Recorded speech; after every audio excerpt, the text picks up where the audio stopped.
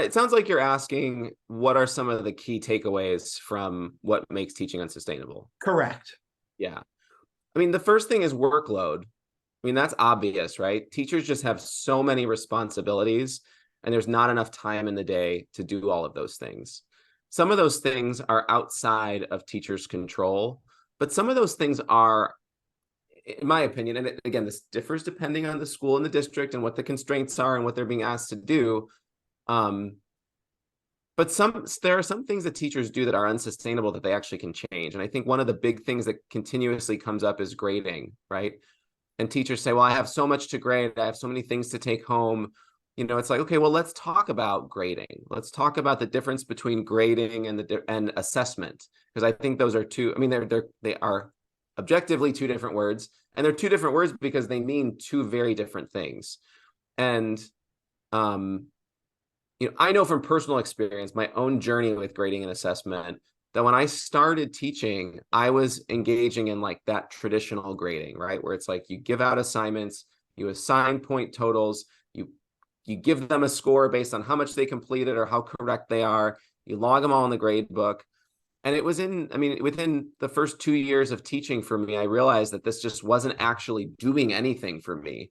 I remember I was sitting, I had a parent,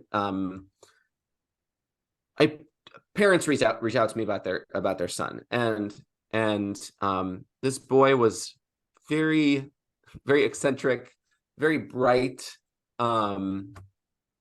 very inquisitive, like just a very bright kid, and his standardized test scores were pretty high, but his grades in class were low because like he wasn't completing things, or like, he was not paying attention to certain things and whatever. The point is, I was so caught up in the point totals and all that stuff that I was missing what he really needed, which was like executive functioning work and, things outside of what we would typically, put into a grade, like correctness or completion.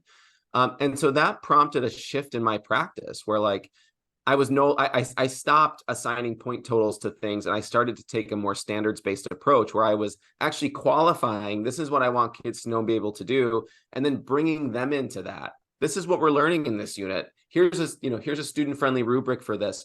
And so in my opinion, that is far more sustainable than doing the whole point total thing, because not only is it focused on what actually matters in terms of assessment, but it's also sharing the energy demands of assessment with kids, right? So like, I love that. Oh, I'm sorry. Go ahead, Paul. No, you can interject whenever you want.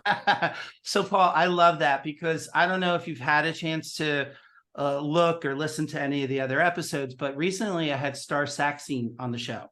Yeah. And she was talking about her work in assessment. And so it's really exciting to me to hear the alignment between what she was talking about and what you're talking about. And I think the clear takeaway is the difference between grading and assessment. And one way we could definitely make this profession a little bit more sustainable is to be more strategic in what we grade, what we don't grade, how we grade versus how we assess. So to your point, if you're sharing that rubric with students and involving students in helping you to assess themselves, that's still very valuable work. In fact, one might even argue that's even more valuable than assigning points, because the students are vested in that process. So thank you for bringing that up, because again, I think you and Star are speaking the same language there. Yeah.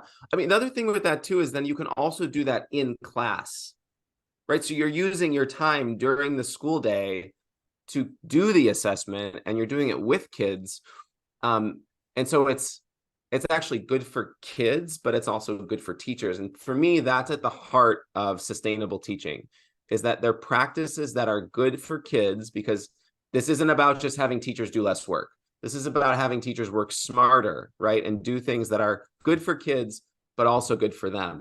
And so in that instance, or in those instances, right, where you're sharing that demands of assessment with kids, you're actually embedding assessment into the learning block